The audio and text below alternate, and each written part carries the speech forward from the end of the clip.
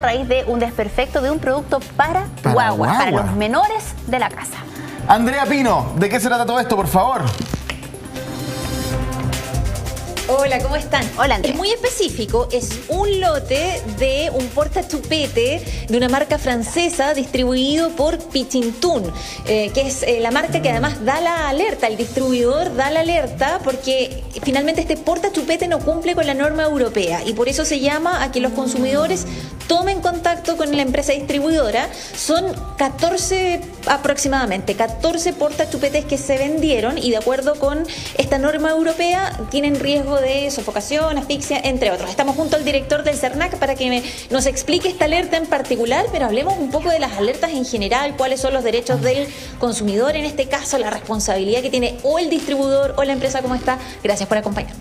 Hola Andrea, muy buenos días. Sí, efectivamente, todas las empresas que ya comercializan y ponen a disposición sus productos con los consumidores y posteriormente advierten algún riesgo de seguridad para la vida, para la integridad física de los consumidores, tienen la obligación por ley de dar la alerta, en este caso al CERNAC, para que efectivamente nosotros divulguemos esa alerta de seguridad y los consumidores puedan tomar las medidas necesarias, como en este caso respecto de un portachupete que evidentemente no cumple con las normas europeas respecto tanto del largo del portachupete, que puede provocar un riesgo efectivamente de asfixia, como también de la ventilación que este portachupete presenta. Por lo tanto, aquí el llamado a los consumidores es estar siempre alerta a estos llamados que hace el CERNAC a través de la página web y ponerse en contacto, en este caso, con el proveedor de la marca. Se trata de una alerta internacional, la empresa tiene la responsabilidad también de informar al CERNAC para tomar contacto con esas 14 personas aproximadamente que adquirieron el portachupete específico.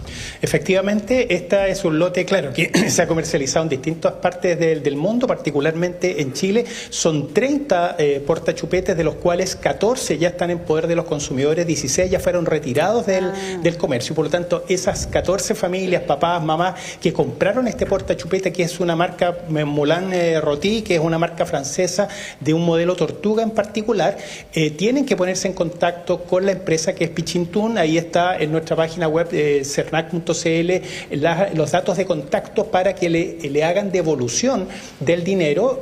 No es necesario, por supuesto, que presenten boletas, solamente que se identifique el producto. Y lo más importante es que dejen de usar inmediatamente este portachupete porque evidentemente presenta un riesgo a la seguridad de los bebés. Todas las personas que tengan dudas, www.pichintun.com para toda la información respecto de esta alerta en particular, esta marca en particular y ese lote en particular también. Director, ¿qué pasa con las alertas en general? Porque se emiten todo tipo de alertas cuando, por ejemplo, hablamos de vehículos, bicicletas y otros. En realidad es muy larga la lista de alertas que se emiten. ¿Cuáles son los derechos del consumidor? Por ejemplo, si hay una alerta en un automóvil, ¿yo podría pedir el reembolso de un automóvil? Bueno, en primer lugar, la primera cuestión que hay que resaltar es que la empresa que distribuye esos bienes, en este caso en Chile, tiene la obligación de hacer el llamado y en este caso de comunicarse con el CERNAC y nosotros divulgar la alerta. Posteriormente, tiene que precisar evidentemente cuál es el desperfecto que tiene el producto.